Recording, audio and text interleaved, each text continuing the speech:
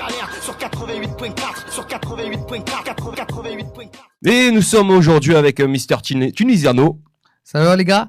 Bah écoute, ça fait plaisir de te voir sur Marseille. Bah écoute, ouais, c'est cool, hein, moi ça me fait plaisir d'être parmi vous. C'est rare quand je viens dans le sud et on peut encore moins pour faire de la promo et des radios, donc c'est cool, hein, ça me fait plaisir. C'est vrai que c'est rare de te voir dans le sud, hein. Tu n'as pas fait beaucoup de concerts dans notre région. Bah écoute, c'est simple, à Marseille j'en ai jamais fait.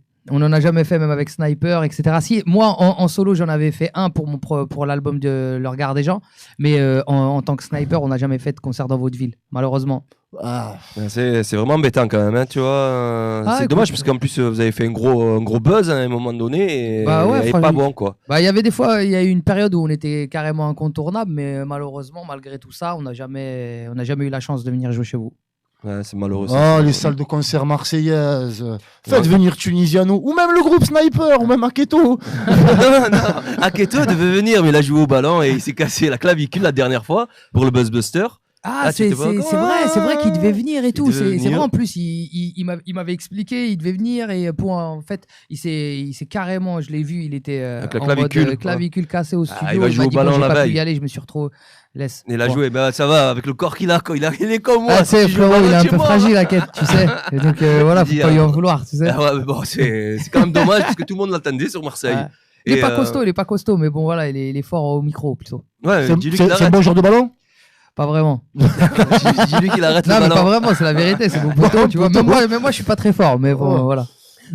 Voilà, c'était en fait, tu es venu sur Vitrolles, tu es en train de faire un petit peu le tour du sud, quoi, en fait. Exactement, ça veut dire qu'en fait, là, j'enchaîne, on était à Montpellier, Marseille, on fait Vitrolles, et puis on va enquiller aussi sur Toulon, et ainsi de suite. Ça veut dire qu'on vient à la rencontre premièrement des assos, des plus jeunes, pouvoir les rencontrer, parler un petit peu avec eux, répondre à leurs questions, et en même temps, si ça nous permet de faire un petit peu de promo par rapport à l'album vu qu'il arrive le 10 mars, c'est une bonne chose, tu vois. C'est pour tâter le terrain un peu, non?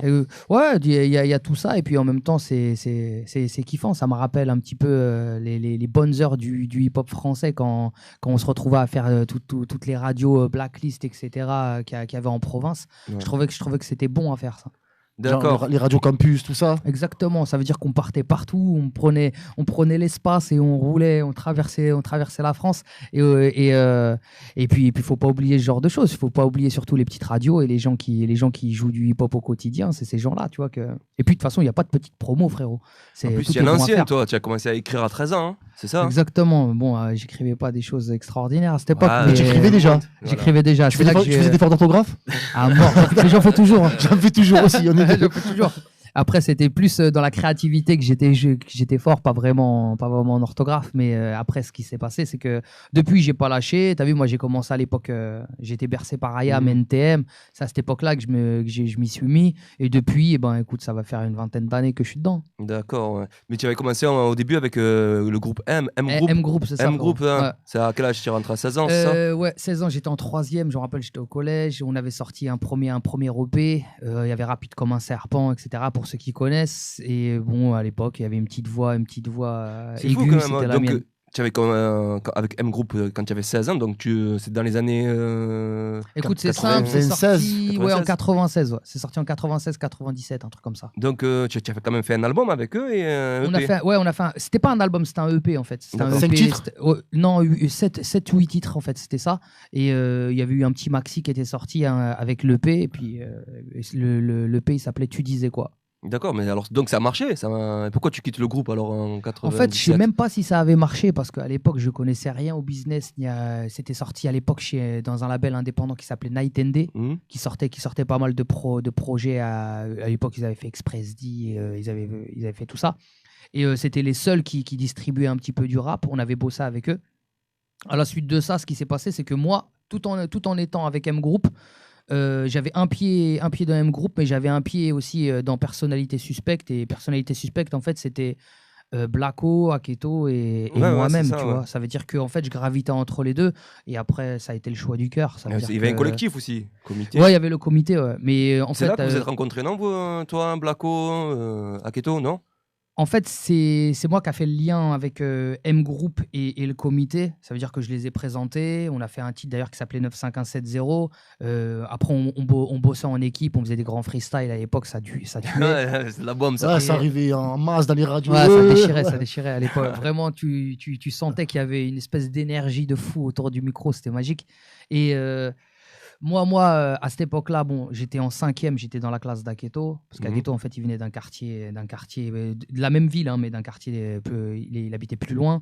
Et moi, Blacko, c'était mon voisin, tu vois, il habitait l'immeuble d'en face. D'accord. Donc, en fait, j'ai réussi à faire le lien avec toutes ces personnes-là, et puis ça s'est fait instantanément, tout naturellement. Seul, ouais, naturellement.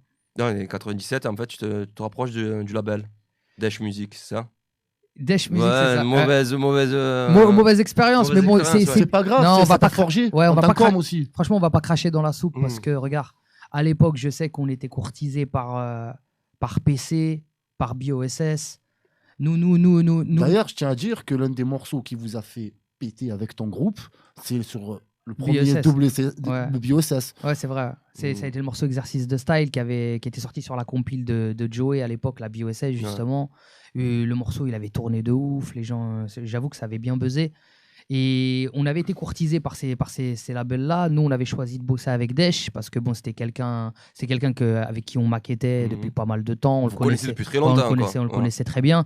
Mais bon, après, même si ça s'est mal passé par la suite, on va positiver la chose. On va positiver la chose, pardon, parce que bon, on a quand même fait trois gros albums. Ça s'est plutôt bien passé. Des victoires aussi. Voilà. Franchement, on n'a pas à rougir de ce qui nous est arrivé. Donc, bon, après, même si par la suite, ça s'est mal passé. Ça s'est arrangé depuis ou non? Non, c'est toujours en stand-by, quoi. Ouais. Non, en fait, regarde là. Moi, j'ai réussi à me dépatouiller un petit peu de tout ça, même si je suis encore en bourbier. Je suis encore bourbier juridique. Ouais, bourbier juridique, c'est toujours pas fini. Tu vois, la justice française, ça met beaucoup de temps. Blacko, aujourd'hui, tu vois, il est un peu bloqué. Il n'arrive pas à sortir d'album parce que justement, il est encore bloqué chez Dash. Il n'est pas encore sorti de chez Dash? Non, il n'est toujours pas. Il y a quoi? Il y a Aketo, Aketo, il est un peu près dans la même situation que moi, sauf que bon, il le freine un petit peu. Donc, c'est pour ça que son album, il met un peu de temps à sortir. Et puis voilà, quoi, ça veut dire que. Et que toi, tu as réussi à sortir de Dash, quoi, en fait. Voilà. En fait, moi, j'ai réussi à créer mon propre label. Et en créant mon propre label, ça veut dire que je me suis. Tu t'es racheté. Ouais, je me suis produit tout seul. Tu t'autoproduis, voilà, je me suis qui t'organise. Voilà. Qui a la tête dans les factures. En fait, voilà, j'ai plusieurs casquettes maintenant, mais au moins, ça m'a permis d'avancer et d'être là ce soir. Et de mieux connaître le business durable dans. Magnifique. Franchement, ça, c'est vraiment quelque chose que je conseille à tout le monde. C'est voilà, être un petit peu aux rênes et être au four et au moulin. Je sais que c'est compliqué, ça demande beaucoup de travail, mais au moins, demain, il n'y a pas de fausse surprise. Moi, j'ai appris pas mal de choses. Je me suis bien forgé et puis au moins, c'est bien parce que demain, ça me permettra peut-être de miser sur d'autres personnes et de moi-même devenir producteur à mon tour, tu vois. Ouais, mais en ayant vécu cette expérience et tout, qu'est-ce que tu pourrais dire aux jeunes? Parce que maintenant, les jeunes aussi se font... On en connaît beaucoup qui se font connaître par rapport à des labels qui viennent et après, ils savent pas s'ils signent ou ils signent pas, ils connaissent pas tout ça. En fait... Toi qui as vécu cette expérience-là, qu'est-ce que tu pourrais... C'est le business à partir d'un certain niveau. Voilà, c'est à partir d'un certain niveau. Moi, étant plus jeune, quand j'ai signé... je connaissais rien, je te dis la vérité. Moi, tout ce que je voulais, c'était avoir la chance de sortir un disque. Et à l'époque, tu vois, quand tu rappes dans ta chambre ou dans ton MJC, c'est bien beau, tu vois, tu vas faire la fête de quartier ou tu vas faire une petite fête de la musique de temps en temps, mais au final, tu demandes juste à être écouté et que les gens te reconnaissent, tu vois. Mais c'est ça le problème de tous les jeunes, en fait. C'est ça. Jusqu'à maintenant, tout le monde veut se faire connaître, même gratuitement, quoi. Hein. Ben, déjà, là, par rapport à ça, je leur déconseillerais de faire ça parce que pour moi, tu vois, le fait de mettre des morceaux gratuits ou en téléchargement gratuit, tu sais, c'est pas forcément utile parce que ça aide pas les auditeurs, ça aide pas le rap d'une manière générale parce que demain tu donnes quelque chose de gratuit à quelqu'un, forcément demain ça marchera pas en sens inverse, quoi. C'est-à-dire si un jour tu lui as donné quelque chose à l'œil, demain il sera pas d'accord pour aller payer ton CD, tu vois. Je pense que c'est humain. Après pour les jeunes, faites-le à l'instinct. J'espère pour vous que vous tomberez pas sur des personnes qui sont mal intentionnées et qui sont juste là pour profiter de vous, ou en tout cas parce que après c'est pas juste une question de ça. Par exemple, il y a des producteurs qui de temps en temps, moi je trouve que les gens ils ont un vrai potentiel, ils ont un vrai univers artistique et les mecs ils les détournent carrément de leur propre identité et de leur propre univers à eux, et ils en font quelque chose, une espèce de produit un peu commercial ou quelque chose de un peu grand public, et du coup ça dénaturalise l'artiste, et en fait les gens à la base ils l'ont aimé pour un certain propos, et du coup ils se sentent plus du tout pour représenter, et du coup ils le négligent après, et ça c'est pas utile aussi. Faut le faire à l'instinct, tu vois. Ça veut dire que aime le rap, fais-le.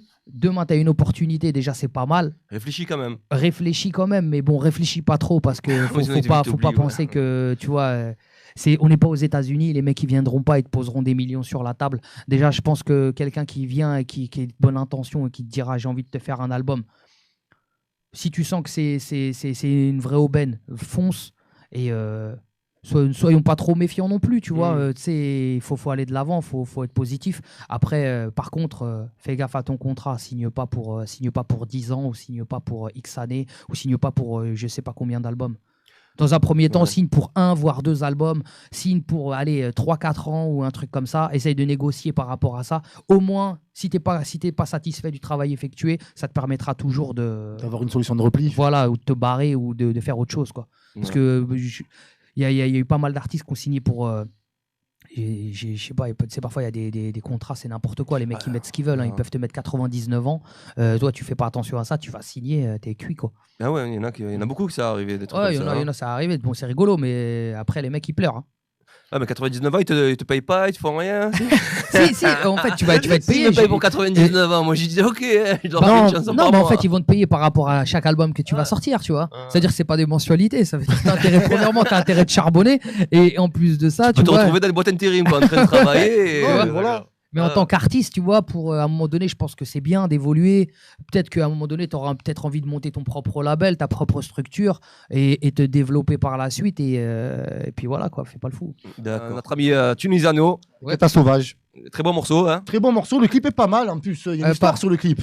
Bah écoute, c'est tourné à Miami, donc on s'est fait plaisir, soi-disant. Ouais, mais bon, après, tu vois, on n'a pas cherché le côté un petit peu bling bling de la chose. On est parti plus tourner dans le côté Little Haiti, le côté bien rustique. Et en fait, j'adore la lumière, les décors, les murs. Je trouve qu'il y a quelque chose d'hip-hop qui se passe aux États-Unis, tu vois. Après c'était un kiff, hein. C'était juste plus pour le kiff qu'autre chose, quoi. Et quand tu es arrivé, ça fait quoi? Ça fait il y a même pas 1 an que tu l'as fait, ce clip? Il y a combien? Ah ouais, non, je l'ai fait l'été dernier. Tu trouves qu'ils sont en crise au State ou non? Ah, il n'y a pas de crise, frérot. Moi, je sens qu'il y a beaucoup d'oseille à Miami, c'est impressionnant. J'ai vu les Cayenne, t'as l'impression que c'est nos Twingo. Ouais. En fait, tu vois, il y a des grosses autos, t'es égaré tellement. Tout est grand, tout est big. Franchement, c'est impressionnant cette ville. J'ai halluciné. Bon, après, par contre, faut pas exagérer non plus. Hein. Quand tu vas dans Little Haiti, tu vas vraiment dans les ghettos. Tu vois que c'est une autre réalité. Mais 3 ans plus tard, tu sors ton premier album avec ton équipe. Début 2001, janvier 2001, on sort le premier album du Rire aux larmes, Sniper. Ça a marché. Et ouais, franchement, ça a très très bien marché. On était égarés d'ailleurs. Il y a eu des morceaux qui sont devenus un petit peu des classiques, on va dire, comme Aketo vs Tunisiano. Il y a eu La France, il y a eu Faut tout pour faire un monde. Il y a eu des. Non, il y a eu. C'est vrai que ce morceau, le clash que vous avez fait sur l'album, il est mythique. Hein. Ouais. Bon, la vérité, c'est mythique. C'est parce qu'en fait, l'album raconte une histoire, le premier album. Bien sûr. Et à un moment donné, tu dis au retour aux sources, clash. Et vous êtes clashé entre le nez, l'autre les dents. Mais frérot, c'était le clash c'était le clash, délire, le vrai clash de quartier, tu vois. C'était pas le clash, allez, tu vois. On s'est insulté pour pas un franc. Ouais, voilà, tu sais, tu clashes, tu rigoles, t'es là, c'est bon délire, comme on a l'habitude de faire au quotidien, tu vois. Quand t'es là, tu galères au quartier le soir, mon frère. Parfois, ça charrie à longueur de temps. Et moi, j'ai vu attention, il y en a, ils sont chauds. Ouais, ça charrie à longueur de temps, mais des fois, ça finit mal. Hein? Ouais, ça finit très mal parfois. Tu vois ce que je veux dire? Au début, ça me paraît un bon mouvement, mais comme ça dit, oh, derrière ça. Et parfois, il y en a, mon frère. Ils prennent la haine et c'est mort. Et ça part en bagarre. Mais le problème avec cet album, c'est qu'après, tu as eu des soucis avec. Ça n'a pas été tout de suite. Ça veut dire 3 ans plus tard, ouais. Ouais, voilà. Ça veut dire. Non, en fait, cet album-là, d'ailleurs, dont est issu le morceau La France. Ouais. Ça s'est très bien passé, ça s'est écoulé à je ne sais plus combien d'exemplaires, mais mortel. On a fait une belle tournée, franchement, c'était magnifique. À la suite de ça, 2003, on sort l'album Gravé dans la roche. Et là, franchement, cet album, on franchit encore un autre palier. Ça veut dire que là vraiment, on est vraiment devenu l'un des groupes phares du hip-hop français, tu vois. Pas se leurrer, quoi, il faut le dire. Invité à tous les gros festivals, les gros événements hip-hop, je m'en rappelle, Urban Peace. Au début. Voilà, ça veut dire, ce qui s'est passé, c'est que voilà, on était en tête d'affiche, Urban Peace, etc. C'était magnifique. Vous l'avez retourné, moi j'y étais, vous l'avez retourné. C'était extraordinaire. Vous, FF, vous l'avez retourné. Vous, IFF. Ah bah écoute, ça fait plaisir, franchement. En plus, c'est notre bibliothèque, lui. Attention, on parlait en plus tout à l'heure de bibliothèque, franchement. Hors antenne, il est très calé. Et ce qui s'est passé, c'est que bon, voilà, tu vois, il y a eu tout ça, ça s'est ultra bien passé. Et puis après, bon, bah voilà, il y a eu le scandale qui est arrivé. Ça veut dire Sarko qui nous attaque en justice par rapport au morceau, justement, La France. Et en fait, dans l'album Gravé dans la Roche, il y avait un autre titre qui s'appelait Jeteur de pierre, où on parlait de la situation israélo-palestinienne et qu'on donnait notre point de vue par rapport à tout ça. Et en fait, on a été attaqué. Genre, ils ont dit qu'on était raciste, antisémite. Mais c'est à chaque fois quand on touche quelque chose. Gratuit, quoi, tu connais. Et puis. Il y a Nadine Morano aussi qui s'est mêlée, hein. À la base, c'est elle qui a mis. Gros DJ, non? Non, lui, on l'a pas calculé. C'est pour alibi, gros DJ. Ouais, lui, c'est à la suite, tu vois. En fait, il y a certains politiques, quand ils aiment bien surfer ou ils aiment bien. Ils veulent attirer un petit peu les lumières sur eux, ben, ils s'en prennent au rap parce qu'ils savent que ça peut créer la polémique. Ou parfois, c'est une bonne manière déguisée de faire oublier certains problèmes et d'aller surfer sur les méchants mecs de banlieue et les méchants, je sais pas moi, les mecs de quartier, quoi. Mais bon, enfin bref, voilà, on pourrait en parler des heures. Et ce qui s'est passé, ça veut dire ça, déjà, ça nous a fait du mal aussi. Et à la suite de ça, c'est que nous, financièrement, ils nous ont assassinés parce que les frais d'avocat, frérot, quand tu passes 4 fois, voire 5 fois au tribunal, je peux t'assurer que ça t'arrache la gueule. Nous, tu sais quoi, on avait 21, 22 ans. T'imagines, déjà, tu es au tribunal avec voilà, une grosse affaire quand même. Toi, à la base, tu veux juste monter sur scène, tu veux juste rapper, tu veux juste être en studio. T'as 22 piges, t'es un gamin, tu vois, tu sais pas vraiment ce qui se passe, t'es un peu perdu, t'es paniqué. Ça vous a pas donné envie d'arrêter à un moment donné? En fait, je pense que la stratégie, elle est telle qu'ils sont là pour t'écœurer et au fur et à mesure, ça veut dire, premièrement, ils veulent te puiser financièrement et deux, ils veulent te niquer un petit peu physiquement et psychologiquement. Ça veut dire que c'est éprouvant. En plus de ça, tu sais quoi, on avait été attaqué au tribunal de Lille, on a été attaqué au tribunal de Rouen, et à chaque fois, il fallait faire des allers-retours entre Paris là-bas. Frérot, ça te prend des journées entières. D'un coup, tu vois les journalistes, tu dois t'expliquer autour de ça, tu vois le baveux. Et au final, après, on n'était plus dans le délire artistique. Ça veut dire que, artistiquement parlant, tu vas te brider tout seul, tu commences à trop te poser de questions. Et quand tu te poses trop de questions en tant qu'artiste ou rappeur, c'est pas bon, tu vois. Faut rapper, faut que ça sorte. Faut rapper comme ça doit venir au final. Mais bon. Et en fait, c'est toute cette espèce de chose qui nous a fait beaucoup de mal. Et surtout, après, pour finir, c'est surtout les communes qui nous ont fermé leurs portes et qui nous ont interdit de venir jouer chez elles parce qu'on était le groupe antisémite, on était le groupe à problème, on était le groupe raciste, alors qu'en fait, tous les procès, on les a gagnés. Vous les avez gagnés, c'est mais ça sauf que là, pas, la presse, ils n'ont pas joué le jeu, tu vois, ils n'ont pas été corrects par rapport à ça. Le morceau va bien dire les choses, hein. Le titre de l'album, gros featuring avec Doku, l'enfant du peuple, un chanteur de Rouen qui a amené à se faire connaître et puis qui est là d'ailleurs il est en train de préparer son album, donc un artiste à suivre de très près et puis un morceau dont je suis très fier, quoi. Il a une superbe voix, le gars, hein, c'est vrai. Ouais, il déchire, franchement, il déchire. Ouais. Tu as fait beaucoup de feats, non?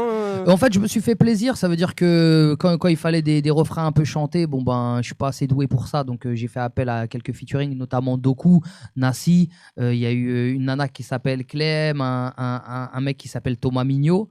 Et après, pour le rap, j'ai fait appel à Lino, Youssoufa, Olkinri, Fianso, non pas Rimka, Fianso, Aketo, etc. Et Vald, un petit jeune artiste que je produis. Et tu mélanges aussi, tu mets aussi des artistes rail? Ça t'arrive? Qui ça? Reda, un truc comme ça, non? Reda Tagliani. Non, après, moi, j'ai toujours aimé faire les morceaux communautaires, ou en tout cas pour la communauté. Tu vois, je kiffe faire les morceaux qui sonnent un petit peu rail. C'est quelque chose que j'aime écouter, c'est quelque chose qui me donne envie de chanter, c'est fun, tu vois, c'est bon délire. Moi, je me prive pas, tu vois, je trouve que dans le rap, c'est suffisamment riche et large pour pouvoir en faire plaisir et en avoir. Parlant de ça aussi, tu écris pour des artistes. Ouais, j'écris pour des artistes. Tu as écrit 5 morceaux, c'est ça? Ouais, j'écris sur son album, j'ai écrit 5 titres avec elle. J'ai écrit sur l'album d'Angoun. J'ai écrit sur l'album de Tal, là, le dernier. J'ai écrit sur le truc de David Carrera, là, qui est en train d'arriver. En fait, maintenant, on commence à me solliciter et c'est bien, tu vois. Ça veut dire que ça prouve que ça prouve, et je tenais à le dire, que tu es l'une des plumes contestataires, tes plus belles plumes contestataires du rap français. Bah écoute, merci frérot, ça fait plaisir. Attends, je te flatte, mais après on va parler ballon. Mais d'abord, je te flatte. Non, mais c'est quoi ? De toute façon, sans mentir, c'est à l'image du rap. Ça veut dire qu'on a souvent été sous-estimés ou un peu relayés au second plan. Mais au final, les rappeurs, c'est eux qui ont souvent les plus belles plumes. Sans mentir, tu vois, comme Kerry le disait dans un titre, tu vois, il nous parle de Lionel Florence ou autre chose, etc. Mais il y a des rappeurs qui sont 20 fois plus talentueux, que ce soit des Oxmo, que ce soit des Lino, que ce soit des gens comme ça. Tu sais, c'est des mecs, attention, ils ont une vraie écriture. C'est des poètes, c'est des nouveaux, comme je dis, c'est des poètes maudits en fait. On est sous-estimé, mais tu trouves pas que Zemmour, quand il dit que les rappeurs c'est pas des poètes, tu trouves pas qu'il abuse? Bah en fait, un mec comme Zemmour, je vois de quel style de rap il parle. Il parle du rap qui est mis en avant et du rap qui nous fait une mauvaise publicité et qui nous donne cette espèce d'étiquette de mecs un petit peu illettrés. Inaudible. Ouais, inaudible. Tu t'écoutes les textes. Bon, c'est pas vraiment bien écrit. Parfois, c'est catastrophique. Et bon, voilà, tu vois, tu les entends parler en interview, tu comprends pas vraiment comment ils arrivent à construire une phrase. Et ces gens-là, en fait, ils font beaucoup de bruit sur la toile. Parce que les gens adorent cliquer, mais parfois, c'est même pas parce qu'ils sont intéressés à ces gens-là, c'est juste pour se moquer. Il y a des gens, parfois, ils vont cliquer sur certains artistes, je t'assure, c'est pas par rapport au contenu ou par rapport au rappeur. C'est juste parce que le mec, c'est un personnage, il est drôle et tu te fous de sa gueule. Ah non, mais je le fais. Hein, ouais, tu vois, moi, parfois, ça m'est arrivé de le faire. Et je pense qu'en fait, c'est ces gens-là qui nous font une mauvaise publicité. Et un mec comme Zemmour, forcément, il va taper dans la caricature. Et il va taper chez le rappeur de base ou le mec qui est en mesure de bien nous rabaisser et de nous salir. Ah, il va pas prendre un bon, ça c'est sûr et certain. Bah, tu vois, il va pas nous parler d'un mec comme Akhenaton ou non, oui. forcément, tu vois. Après, c'est comme quand ils ont pour habitude de dire oui dans le rap. Après, ils font l'amalgame avec l'islam. Ce genre de choses, c'est toujours pour avoir le petit truc sensationnel de manière à pouvoir nous salir derrière. Mais quand il s'agit de nous mettre en lumière ou autre chose, il n'y a pas grand-chose. Parlons un peu de Marqué à vie, parce qu'on a parlé un petit peu de toute la vie en général, c'est vrai. Et Marqué à vie, en fait, tu as changé aussi le nom.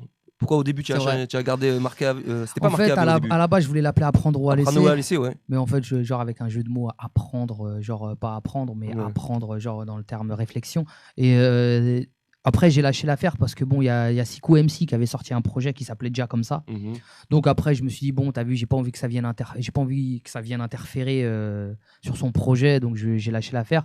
Et surtout que ça me correspondait pas vraiment. Et entre-temps, il y a eu pas mal de péripéties. J'ai un ami à moi qui s'est fait assassiner, un très bon pote à moi. J'ai eu la naissance de ma fille. Bon, il y a eu toutes les péripéties qu'il y a eu au quotidien. Au quotidien, même avec. Voilà, qu'il y a eu avec Sniper. Et ces choses-là, ça m'a fait opter pour Marqué à vie, tout simplement. Tranquille, maintenant posé. Et cet album, 14 titres. Hein. Non, il y en a un peu plus, frérot. Il y en a 16. Sur le tracklisting, le premier tracklisting que j'avais vu, moi, c'était 14 titres. Non, en fait, j'en ai rajouté. Ça veut dire j'ai rajouté un morceau. Tu me prends un traître. Voilà. C'est pas bien, hein. La même communauté, toi et moi, faut qu'on s'entraide. C'est bien quand il y a des surprises.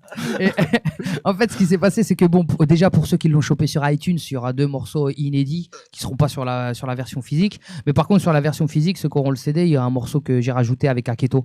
Un morceau avec Aketo qui s'appelle Maintenant et tout de suite. Il est caché le morceau? Non. Ah non. Il sera présent, tu vois, sur le CD, quoi. Par contre, je peux te demander une faveur, Florent. Est-ce que c'est possible de mettre le titre Paris ainsi que le clip, comme ça ça va me permettre de vous montrer, parce que je trouve que c'est un petit chef-d'œuvre, le clip. Il a été réalisé par Leila Si, et puis ça va me permettre. C'est un nouveau morceau? Non, Paris, tout simplement. Il fait partie de l'album. Paris-Marseille, hein? Ah bah ouais, ça tombe bien. En plus, ça va arriver ce week-end. On va en parler de ça. En plus, Paris-Marseille. On va juste terminer avec ton album qui sort le 10 mars. Marqué à vie. 16 titres. Tout à l'heure, je me suis trompé, je dis 14.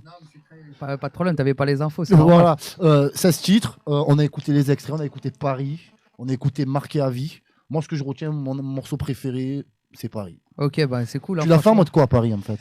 Je l'ai fait en mode, je voulais vraiment rentrer dans le délire artistique, tu vois, tu sais, un petit peu Frank Sinatra, ça sonne un peu jazzy années 30. T'as vu, d'ailleurs, on s'est projeté là-dessus par rapport au clip. Ça veut dire, on a mis le costume, on a sorti le chapeau et tout. Contrebasse et compagnie. Voilà, tu vois, on est vraiment parti à fond là-dedans. Et puis, je trouve que c'est un bon petit défi artistique et on l'a plutôt bien réussi. Mais en plus, tu changes le flow, tout ça. Dessus, ouais, on a essayé d'être un peu actuel. Un peu Sinatra tunisien. Ouais, voilà. Tu vois. Trap Sinatros. Trap Sinatros. C'était un plaisir, en tout cas. Et puis, bonne chance pour ton album. Merci, merci. Le 10 mars, marqué à vie. Voilà, quoi. Il y a déjà des morceaux qui traînent. Il y a Paris. Et il y a marqué à vie, les 2 morceaux issus de l'album. Et puis moi, je vous conseille d'aller voir les clips qui sont très bien faits. Et aussi... Sur 88.4, sur 88.4, 88.4.